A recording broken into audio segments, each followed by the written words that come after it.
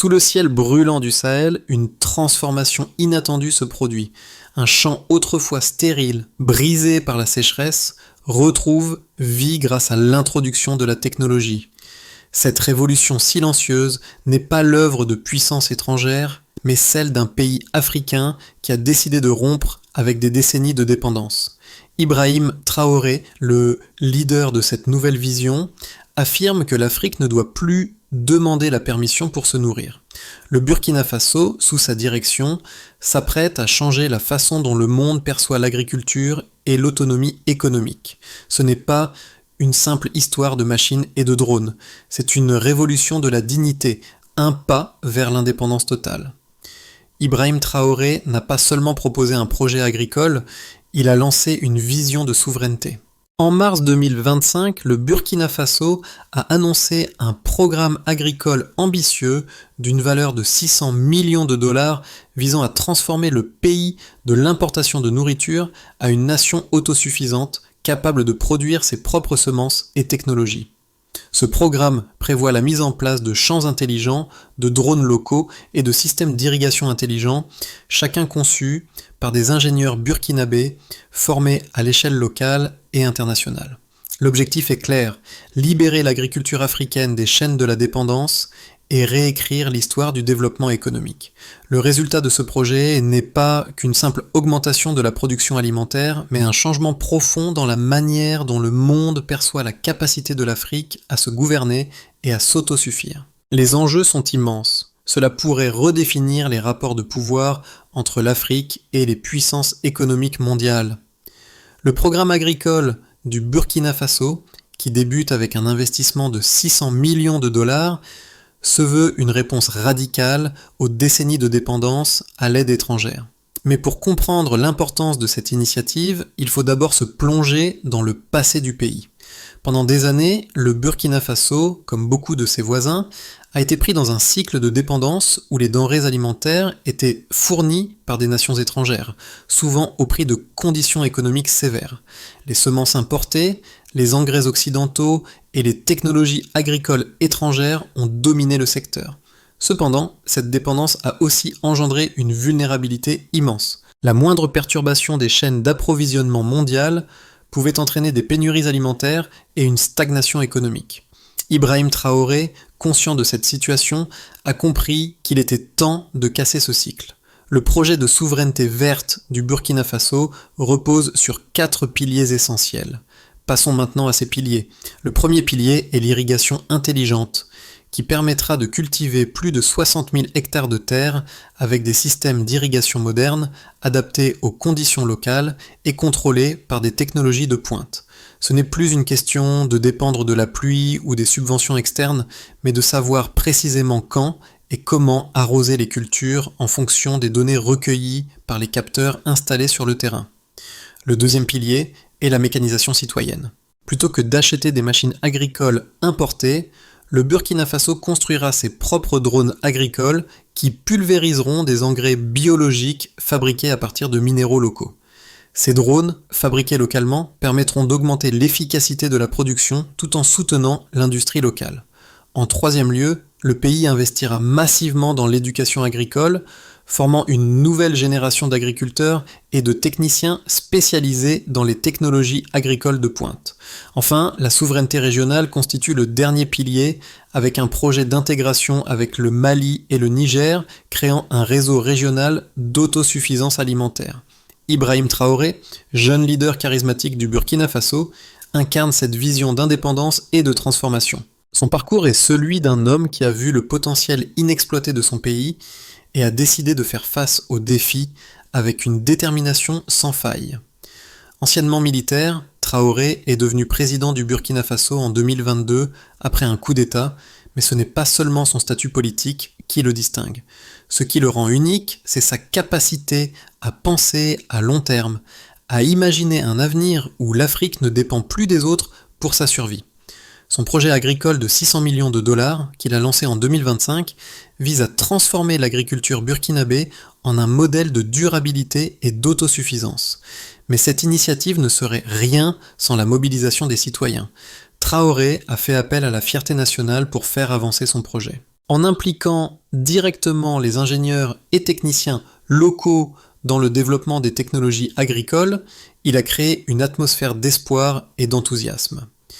Les premiers résultats ne se sont pas fait attendre. Dans certaines régions, les rendements agricoles ont déjà doublé grâce à l'introduction de drones et de systèmes d'irrigation de précision.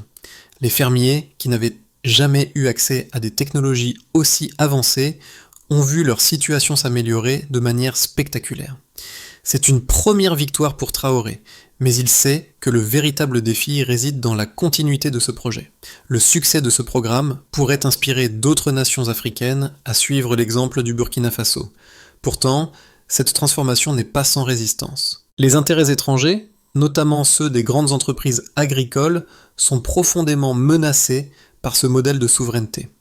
Le projet agricole du Burkina Faso a débuté par une annonce majeure en mars 2025 qui a secoué la scène internationale. Le pays, à travers son gouvernement dirigé par Ibrahim Traoré, a lancé un programme d'envergure de 600 millions de dollars pour rendre son agriculture autonome. Cette initiative ne se contentait pas de promouvoir des technologies agricoles modernes, mais visait à redéfinir le rapport de force entre l'Afrique et les puissances économiques mondiales. Le plan se divisait en 4 grands axes. Explorons ces axes en détail.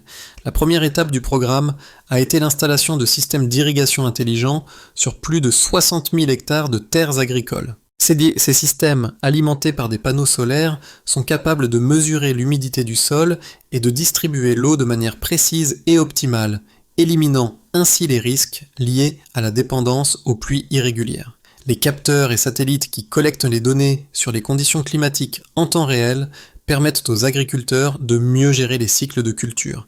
Cela a permis de doubler les rendements dans plusieurs régions en quelques mois seulement. Le deuxième axe du programme a été la mécanisation par les citoyens. Le Burkina Faso a lancé la fabrication locale de 2000 drones agricoles. Ces drones, fabriqués dans une zone industrielle située près de Kadougou, sont capables de pulvériser des engrais biologiques fabriqués à partir de compost et de minéraux locaux. Un autre aspect important de cette initiative est que ces drones fonctionnent grâce à des bornes de recharge solaire installées par des électriciens locaux. En une saison, plus de 200 hectares peuvent être traités par drone chaque jour, ce qui permet de couvrir une superficie considérable avec un nombre réduit de machines.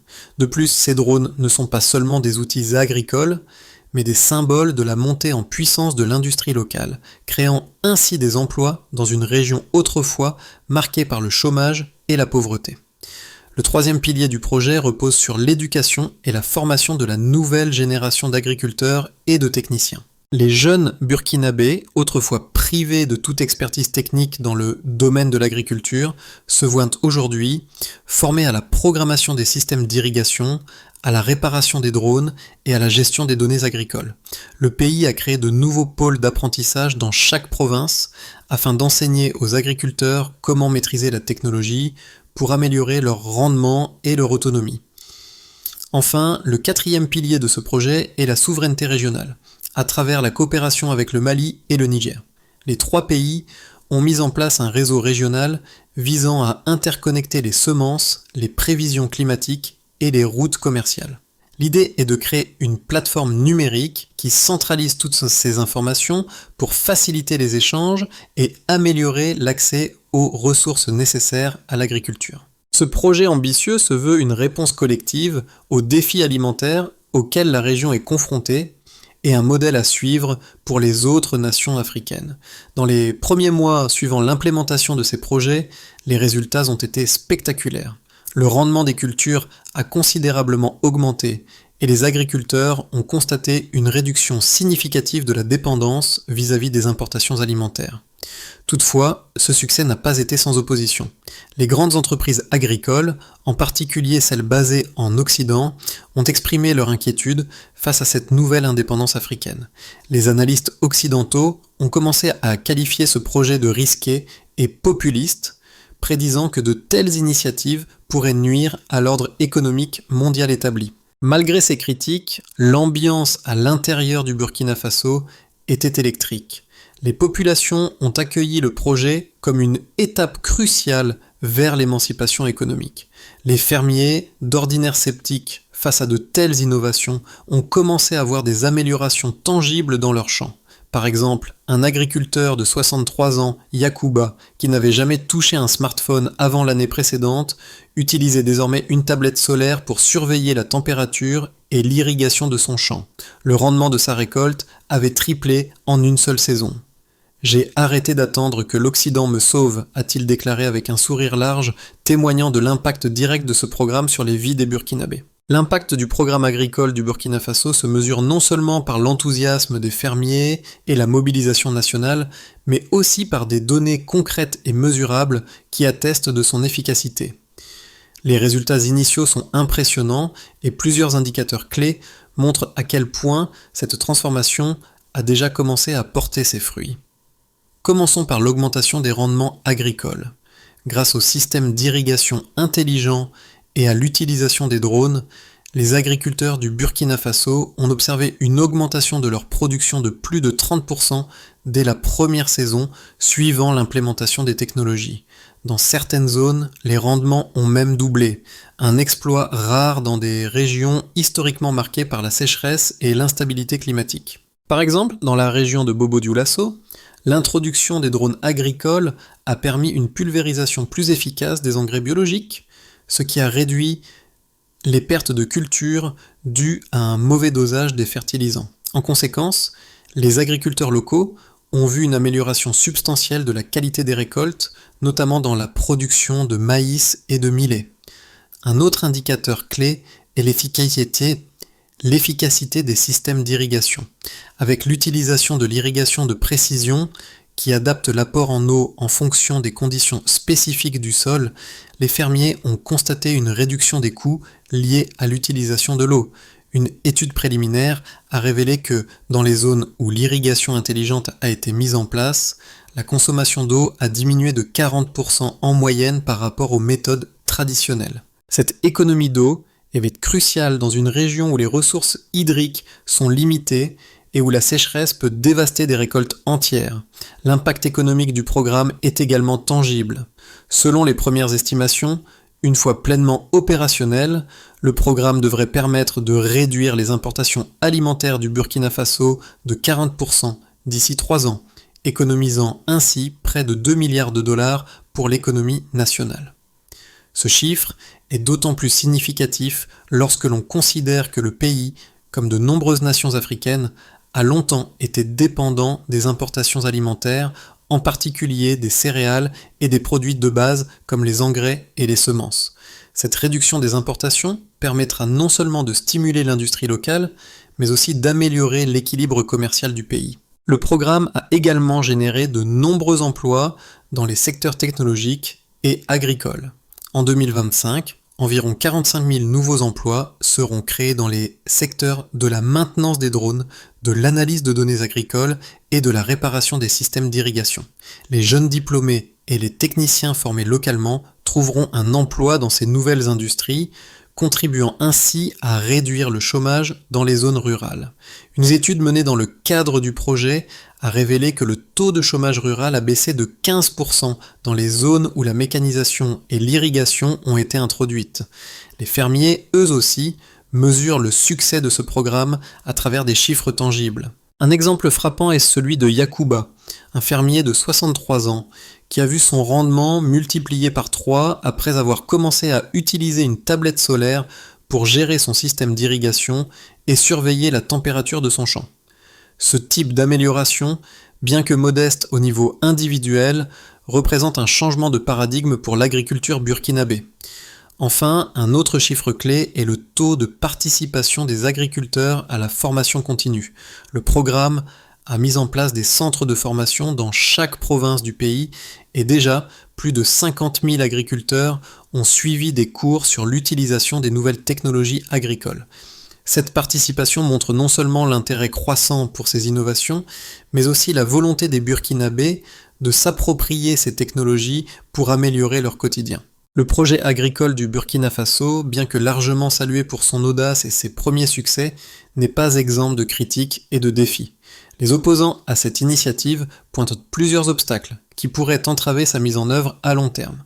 Cependant, en examinant ces critiques à travers une lentille analytique, il devient évident que ces préoccupations, bien qu'elles méritent une attention, ne remettent pas en cause la solidité du programme dans son ensemble.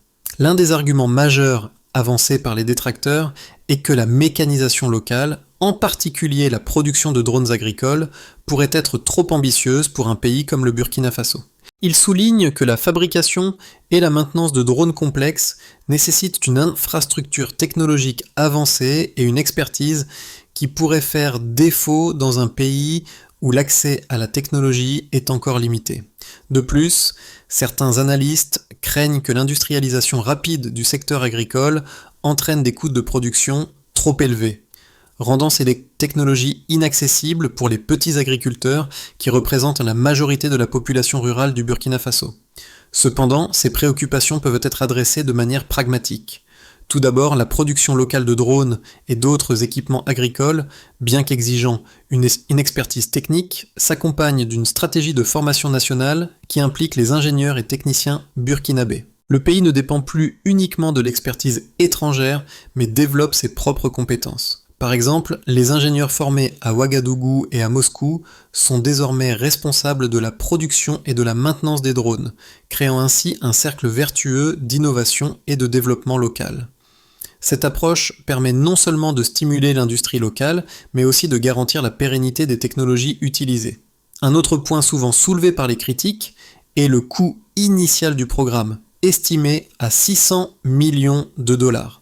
Ce montant, bien que substantiel, est loin d'être hors de portée, compte tenu des économies substantielles qui découleront de la réduction des importations alimentaires et de la diminution des subventions agricoles étrangères. Le programme permettra également de réduire la dépendance à l'aide internationale, libérant ainsi le pays de la pression exercée par les bailleurs de fonds étrangers. De plus, en réduisant de 40% les importations alimentaires en 3 ans, le Burkina Faso pourrait économiser près de 2 milliards de dollars, ce qui couvrirait largement l'investissement initial. Enfin, l'une des critiques les plus fréquentes concerne la résistance des puissances économiques mondiales, notamment les entreprises agricoles occidentales, qui perdraient une part importante de leur marché si d'autres pays africains suivaient l'exemple du Burkina Faso. Cependant, ce type de transformation est inévitable si l'Afrique veut se réapproprier son destin économique. L'histoire montre que les grands changements dans les modèles économiques mondiaux ont souvent rencontré une résistance initiale. Mais avec la montée en puissance de l'Afrique, l'on constate que la souveraineté alimentaire et la maîtrise de la technologie ne sont pas seulement souhaitables, elles sont à l'essentiel pour garantir la stabilité et la sécurité économique à long terme. En fin de compte, les critiques qui remettent en cause la faisabilité de ce programme sous-estime la capacité du Burkina Faso à surmonter les défis technologiques et économiques, et néglige les bénéfices à long terme que ce projet pourrait offrir à la région et au continent tout entier. En s'appuyant sur ses propres ressources humaines et naturelles, le Burkina Faso est en train de tracer une voie vers l'autosuffisance alimentaire et l'indépendance économique. Au cœur du projet agricole du Burkina Faso, une vérité fondamentale commence à émerger. Ce n'est pas seulement un projet agricole, c'est un mouvement pour la souveraineté. Ibrahim Traoré, par sa vision audacieuse, n'a pas seulement redéfini l'agriculture, mais a lancé une rébellion silencieuse contre les structures économiques qui ont, pendant des décennies, maintenu l'Afrique sous la dépendance des puissances étrangères. L'objectif n'est pas simplement de nourrir une nation, mais de nourrir l'Afrique tout entière en rétablissant son pouvoir économique et en brisant les chaînes de la dépendance extérieure. Ce changement fondamental s'accompagne déjà de résultats tangibles. Le Burkina Faso, un pays autrefois dépendant des importations alimentaires, a réduit sa dépendance de manière significative. Non seulement les rendements agricoles ont doublé grâce à l'irrigation intelligente et aux drones, mais le pays commence à avoir un impact plus large sur l'économie, avec une réduction des importations et la création d'emplois locaux. L'Afrique commence à concevoir sa propre autonomie, non par une révolution violente, mais par la révolution silencieuse de la technologie et de la souveraineté. Les conséquences du programme agricole du Burkina Faso commencent à se manifester bien au-delà des champs et des fermiers. La transformation du secteur agricole a entraîné une série de répercussions profondes touchant non seulement les communautés rurales, mais aussi les sphères économiques, politiques et sociales du pays. À court terme, les avantages sont déjà visibles. Une augmentation notable de la productivité agricole, une réduction des importations alimentaires et la création de milliers de nouveaux emplois dans l'agriculture de haute technologie. D'un point de vue économique, la réduction de la dépendance alimentaire est un succès incontestable. Le Burkina Faso, qui était auparavant dépendant à plus de 40% des importations alimentaires, a vu cette dépendance chuter de manière significative grâce à l'introduction de technologies locales de production et de gestion de l'eau. En 3 ans, le pays devrait économiser près de 2 milliards de barres de dollars, une somme qui, loin d'être insignifiante, pourrait être réinvestie dans d'autres secteurs vitaux du pays. Cette autonomie alimentaire représente non seulement un gain économique immédiat, mais aussi un tremplin pour le développement de l'industrie locale, en particulier dans les secteurs de la production d'engrais biologiques, de la fabrication de drones et de la technologie agricole. Les fermiers, quant à eux, ont vu leurs conditions de vie s'améliorer de manière spectaculaire. Avec l'introduction des drones agricoles et des systèmes d'irrigation intelligents, les rendements ont doublé dans certaines régions. Par exemple, dans la région de Banfora, un agriculteur a rapporté que son rendement en riz a augmenté de 50% après seulement une saison d'utilisation des drones pour la gestion des engrais. Ces améliorations ont non seulement permis de réduire les coûts, mais ont également amélioré la qualité des produits, ce qui permet aux fermiers d'accéder à des marchés locaux et internationaux plus compétitifs. De plus, la gestion optimisée de l'eau a réduit le gaspillage et a permis de maintenir des cultures même en période de sécheresse. L'impact social du programme est tout aussi considérable.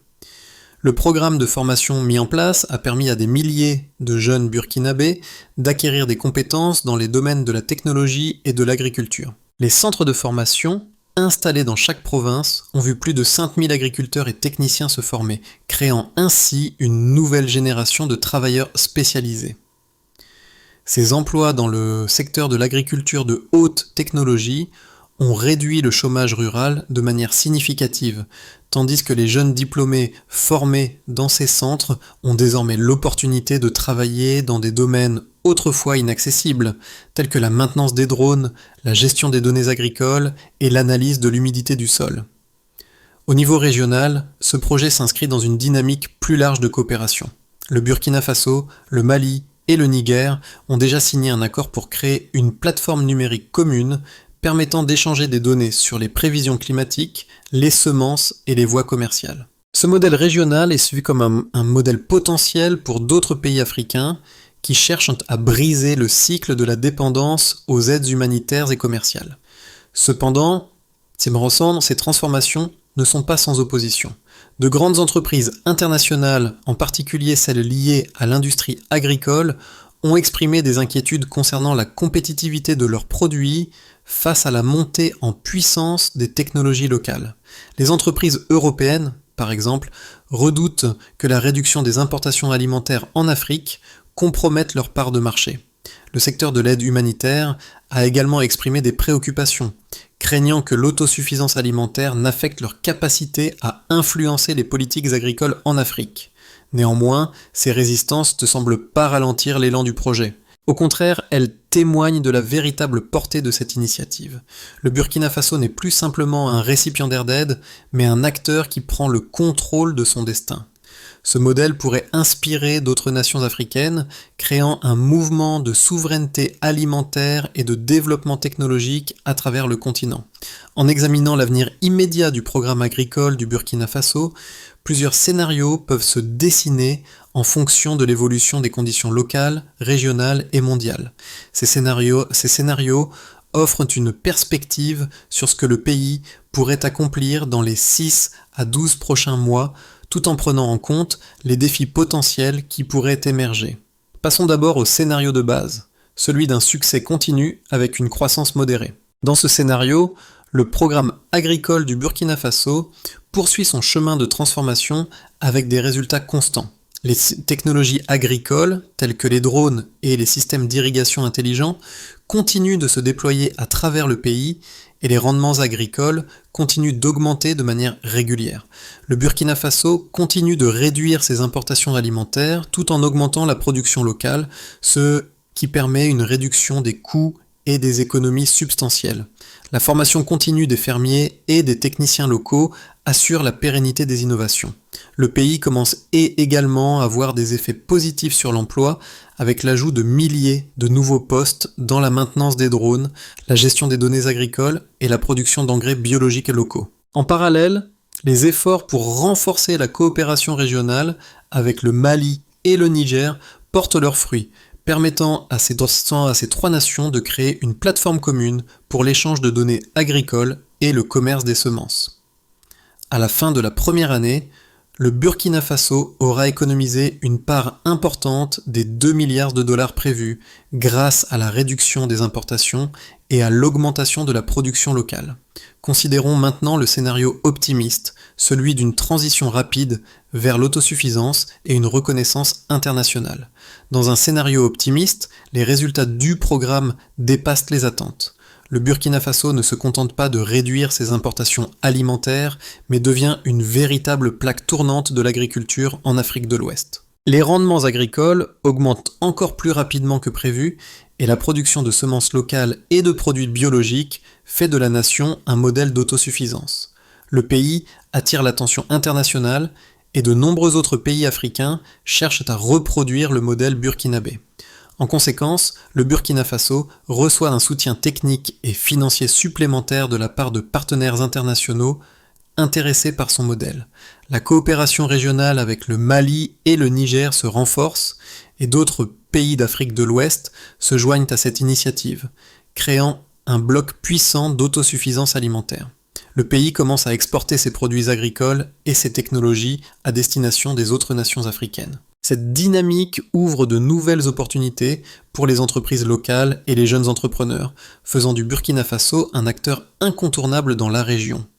L'économie du pays connaît une croissance rapide et la transformation du secteur agricole devient un moteur majeur de cette expansion.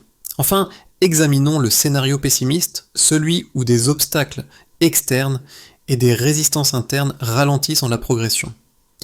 Dans le scénario pessimiste, le programme burkinabé rencontre plusieurs obstacles qui freinent sa progression. Les tensions avec les puissances agricoles internationales qui tentent de maintenir leur influence sur le marché africain conduisent à des mesures répressives, comme des sanctions économiques ou des restrictions commerciales. Les grandes entreprises de l'agroalimentaire exercent des pressions pour limiter l'accès du Burkina Faso aux marchés internationaux, notamment en matière de produits agricoles.